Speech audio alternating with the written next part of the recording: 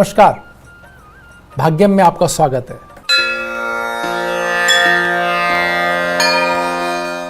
पंद्रह दिसंबर 2019 पौष मास चल रहा है, कृष्ण पक्ष चल रहा है, तिथि तृतीया है, वार रविवार है, विक्रम संवत 2076 और परिधावी नाम का संवत्सर चल रहा है।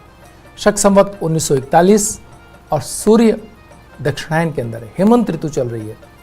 मुस्लिम तारीख की बात करें तो मुस्लिम 17 तारीख चल रही है और रवि उलसानी माह चल रहा है। हिजरी सन 1441 चल रहा है।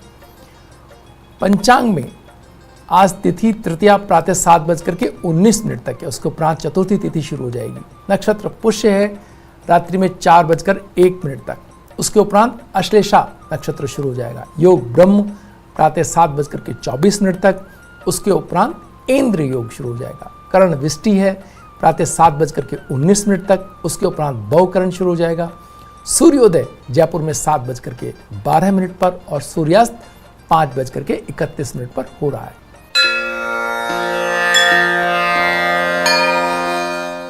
ग्रहों का गोचर भ्रमण देखें तो सूर्य बुध वृश्चिक राशि में, मंगल तुला राशि में, बृहस्पति शुक्र धनु राशि में, केतु भी धनु राशि में, राहु मिथुन राशि में और चंद्रमा कर्क राशि में विचरण कर रहे हैं।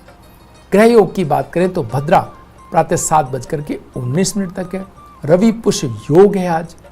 व्रत त्योहार की बात करें तो सौभाग्य सुंदरी व्रत है आज। चतुर्थी तिथि क्षय है और चतुर्थी व्रत भी आज। चंद्रोदय जयपुर में 8:46 पर हो रहा है। सरदार वल्लभ भाई पटेल पुण्य दिवस भी आज है। श्रेष्ठ कार्यों के लिए जो चौघड़िए हम देखना चाहते हैं उसमें चर लाभ और अमृत का चौघड़िया 8:29 से 12:22 तक रहने वाला है। शुभ का चौघड़िया 1:39 से 2:56 तक है।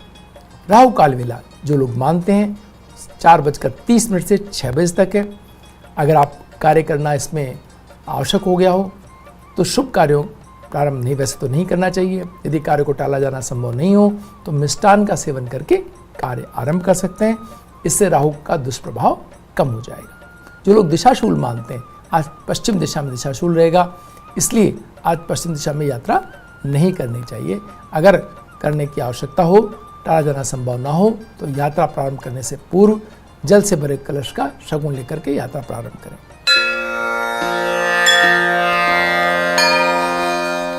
अब बात करते हैं आज के दिन के मूड की। आज के दिन का मूड क्या है? चंद्रमा राहु के साथ युति खत्म करके स्वग्रही हो चुके हैं, यानी कि चंद्रमा अपनी राशि के अंदर है आज। ये बहुत बेहतरीन स्थिति है। साथ ही साथ आज राजयोग भी बन रहा है सूर्योदय से लेकर के 7:19 तक। और रवि पुष्य योग, सर्वार्थ सिद्धि योग, दोनों योग सूर्योदय से संपूर्ण दिन भर है, रात्रि में 4 बजे तक। इसका मतलब क्या है? इसका मतलब यह है कि जब हम बात करते हैं कि चंद्रमा अपनी कर्क राशि के अंदर है, यानी ऐसे लोगों का आज जन्म होने को है जो बहुत उदार, कई कलाओं के जानकार, गायन नृत्य में बहुत ही ऊंची जो है समझ रखने वाले, साथ ही साथ लेखन के अंदर बहुत अच्छे निपुण और इसके साथ ही बहुत कोमल हृदय लोग आज जन्म लेंगे। आज के दिन की ऊर्जा की बात करें तो आज के दिन की ऊर्जा बहुत ऊंचे तरीके से कर्क के चंद्रमा की वजह से बहुत ही इमोशनल कार्य करने के लिए, यानी कि अगर कोई ऐसा कार्य है जहां पर आपको लगता है केयर की आवश्यकता है, संभाल की आवश्यकता है, या लोगों के साथ कोई रूठे हुए उनको मनाने के लिए आप सोच रहे हैं, कोई अधूरा लेखन संबंधी कार्य आपको करना है, तो आज का दिन का आप आनंद लें। इसमें अगर कार्य करेंगे तो बहुत बेहतरीन आप इसको परिणाम आपको प्राप्त होंगे। साथ ही साथ आज जो सर्वार्थ सिद्धि योग है, इसमें जो कार्य अगर आप करेंगे तो आप देखेंगे कि सर्वार्थ सिद्धि योग में किए गए कार्यों के परिणाम बहुत ही सुखद आपको प्राप्त होंगे। तो ये एक ऐसे योगों का आज निर्माण अनायास ही हो रहा है कि जो बहुत ही शानदार आपको रिजल्ट देने में सक्षम है। अब बात करते हैं अंकों के आईने में आज के दिन की। आज का मूलांक 6 है जो शुक्र को रिप्रेजेंट करता है। आज का भाग्यांक 3 है। मूलांक 6 और भाग्यांक 3 के माने ये हैं कि आज के दिन के अंदर कलात्मक एनर्जी बहुत होगी। शिष्टता, सौम्यता, सारे प्रकार के जो आनंद लेने की प्रवृत्ति, यानी कि आज आपका मन अनायास ही उन चीज़ों की तरफ जाएगा जिसमें आनंद है, जिसके अंदर थोड़ी सी एक चपलता है दिन के अंदर। बृहस्पति का साथ होने की वजह से ये ज्ञान से जुड़ी हुई भी है, यानी हो सकता है किसी ऐसी चीज़ को राष्ट्रीय या अंतर्राष्ट्रीय स्तर पर बहुत ख्याति मिले आज के दिन के अंदर, जो कला और बुद्धि से जुड़ी हुई हो, ऐसे लोगों को ख्याति मिले। कोई ऐसा आप देख सकते हैं, कोई ऐसा चीज़ सामने आ सकती है आज के दिन के अंदर जो कला और ज्ञान से जुड़ी हुई हो और जिसको बहुत ऊंचाई आज मिलती हुई दिखाई दे रही हो। साथ ही साथ धन के विषय में भी हो सकता है कि सरकार कोई ऐसा निर्णय आज सुना दे जिससे आगामी दिनों के अंदर धन के मामले में आ रही रुकावटें दूर हो, यानी कि व्यवसाय के स्तर पर कोई बहुत अच्छा निर्णय सरकारें आज के दिन ले सकती हैं। इसके साथ ही आज के दिन के अंदर शुक्र का दिन होने की वजह से कलात्मक क्षेत्र के अंदर, कला के क्षेत्र के अंदर कोई फिल्म अगर आज रिलीज हो रही है तो हो सकता है कि उस फिल्म को उसकी क्षमता से ज्यादा इनकम होती हुई दिखाए। आइए अब बात करते हैं डूज एंड डोंट्स की। मेष और वृश्चिक राशि वालों को आज बहुत सारी नई जिम्मेदारियां व्यस्त रख सकती हैं। यात्रा भविष्य के लिए शुभ रहेगी। आशंकाओं पर आधारित कार्य आज बिल्कुल नहीं करना है आपको। बातें वृष और तुला राशि वालों, शुक्र प्रधान लोगों को आज प्रतिद्वंदी लगातार चुनौती प्रस्तुत करेंगे, लेकिन आपको उस पर बिल्कुल ध्यान नहीं देना है। क्षमताओं से ऊपर उठ के अपने कार्य करने होंगे, तभी आप चुनौतियों का सही तरीके से सामना कर पाएंगे। लेकिन आपको चुनौतियों के सामने बिल्कुल नहीं आना है, अपने कार्य पर ध्यान देना है। सहज रहें। यात्रा टालना ठीक रहेगा। अगर आप यात्रा कर रहे हैं आज तो प्लान कर चुके हैं, संभव हो तो छोड़िए आज यात्रा। मिथुन और कन्या राशि वालों को आज अपने पूर्व में किए गए शानदार कार्यों के परिणामों से उत्साहित होकर अपने लिए ज़्यादा सुविधा और अधिकार आप चाहते हुए दिखाई देंगे। आप चाहें तो मांग भी सकते हैं, ये अधिकार कह सकते हैं अपने से सुपीरियर्स को कि भाई इसमें कुछ बदलाव कर दीजिए। आनंद के पलों में भी मन को स्थिर रख पाने की चुनौती रहेगी। आज जब आप किसी ऐसी जगह पर होंगे जहां बहुत खुश हों आप, तो भी कोई ना कोई चीज़ आपको लगातार पीछे से परेशान करती हुई दिखाई दे सकती है। कर्क राशि वाले अपने आसपास घट रही घटनाओं पर नजर बनाए रखें। बदलाव के लिए तत्पर रहें। संघर्षशील रहे तो विजयी होंगे। स्वास्थ्य का थोड़ा ध्यान रखना होगा आपको।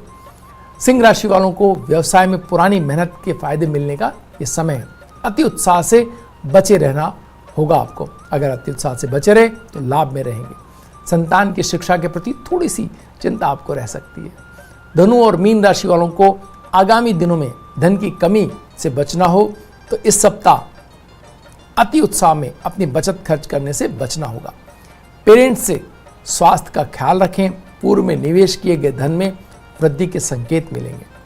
मकर और कुंभ राशि वाले शनि प्रधान लोगों की लाभ के नए अवसर की तलाश में कई लोगों से मुलाकात होगी। प्रेम में साथी की बात को महत्व देना पड़ेगा। विवाद की स्थिति में कहने से ज़्यादा सुनना लाभकारी रहेगा। बहुत समझदारी से आज अपने भावनात्मक संबंधों में बातचीत करें आप।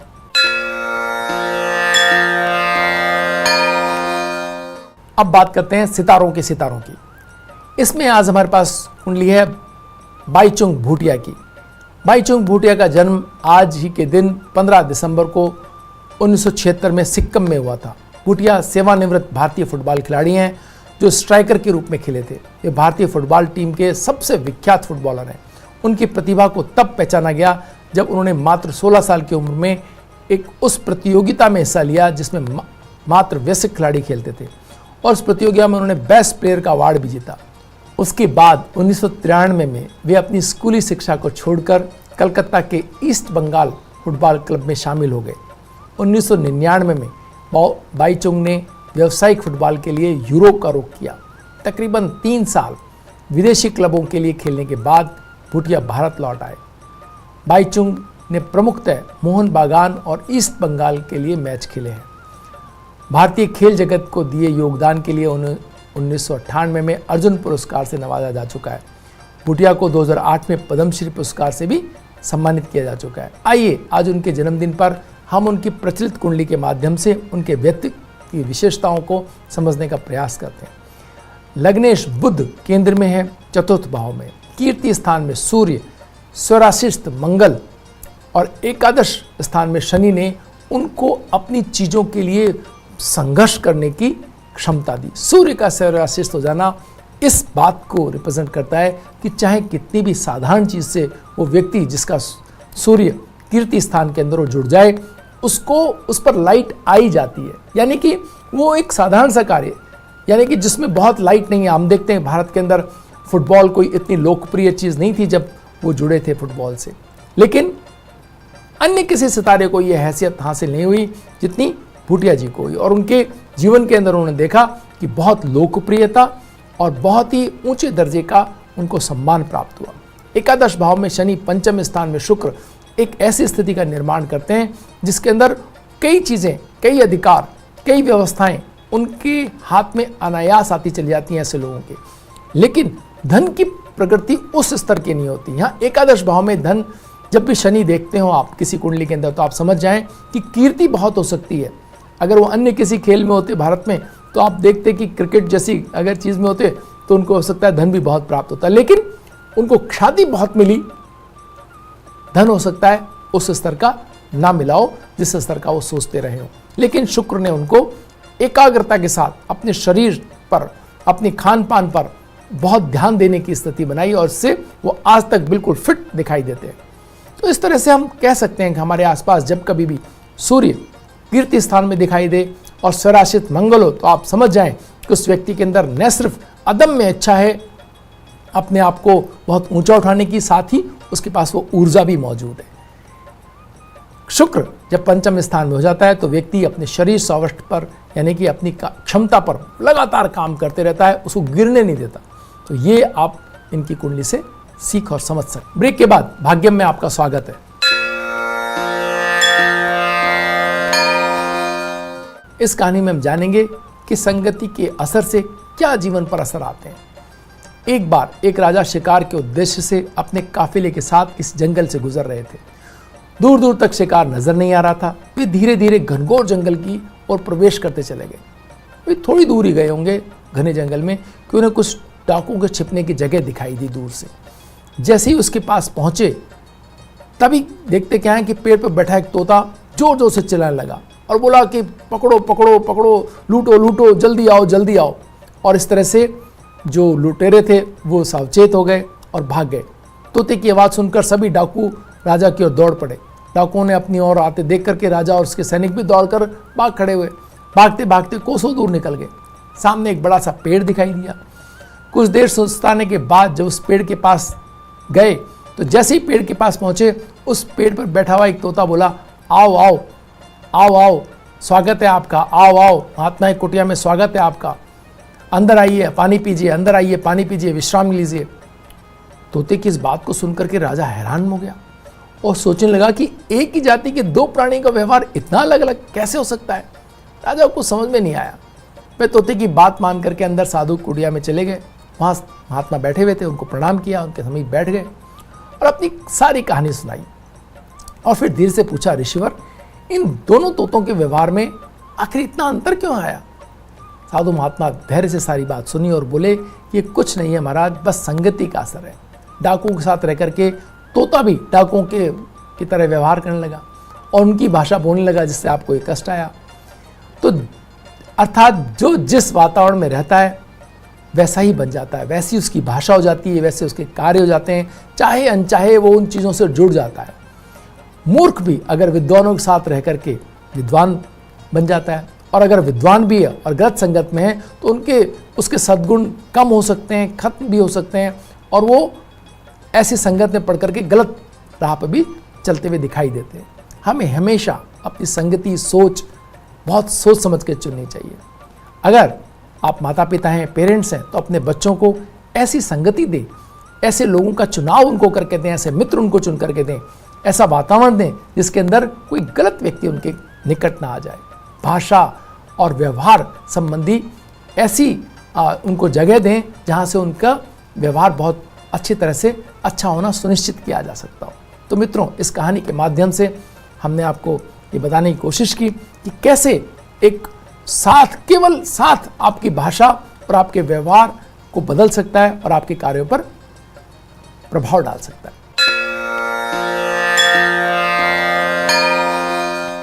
आइए बात करते हैं स्वास्थ्य मंत्र की, आज की औषधि की।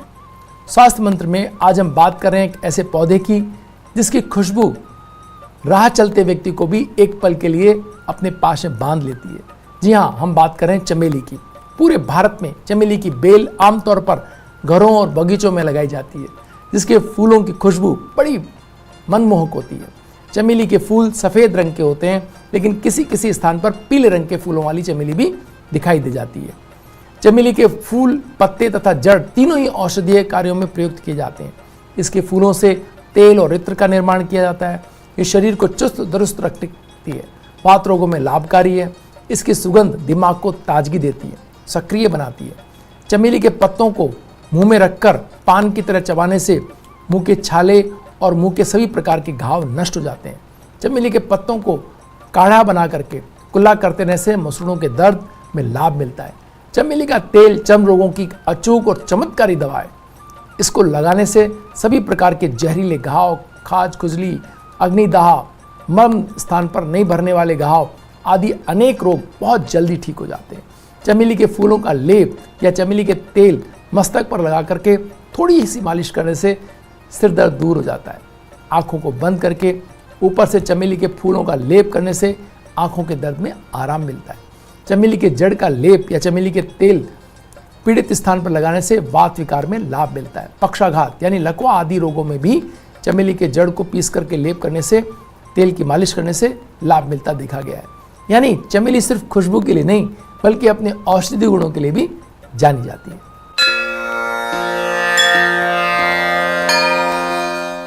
वास्तु टिप में हम लगातार पिछले दिनों बात करते रहे हैं, किसी भी मुखी भवन के अंदर मुख्य द्वार कहाँ हो। मुख्य द्वार को हमने माना कि ये बहुत ही महत्वपूर्ण हिस्सा होता है घर का, और इसके कारण आप घर के अंदर पॉजिटिव ऊर्जा आप ला सकते हैं, सकारात्मक दृष्टिकोण आप ला सकते हैं, और अब बाहर जब निकलें आप घर से तो आपके कार्यों के परिणाम बहुत अच्छे हो सकते हैं। इसी क्रम में आज दक्षिण मुखी मकान की अब बात करेंगे। जब आप दक्षिण मुखी प्लॉट की बात कर रहे हो तो आपके सामने जो सड़क है, जो मार्ग है, उसके अंदर जो भवन का हिस्सा आता है उसको दक्षिणी हिस्से को आप नाप लें।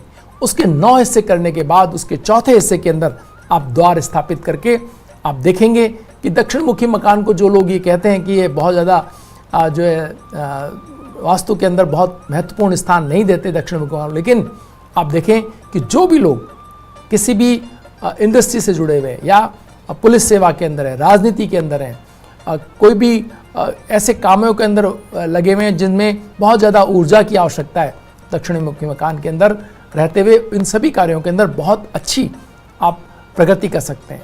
सारे इंजीनियर, सारे पुलिसकर्मी, सारे राजनेता आप दक्षिण मुखी मकान के अंदर सफल होते देखे गए हैं, अगर उनका शनि और राहु बेहतर स्थिति के अंदर है तो ऐसी स्थिति में जब कभी भी आपके पास में दक्षिण मुखी मकान हो और उसके द्वार को लेकर के आप संशय में हो, तो दक्षिणी हिस्से के 9 भाग करके चौथे भाग के अंदर आप द्वार बना करके आप सकारात्मक परिणाम पा सकते हैं। भाग्यम में आज इतना ही, कल फिर हाजिर होंगे नई जानकारियों के साथ। तब तक के लिए नमस्कार।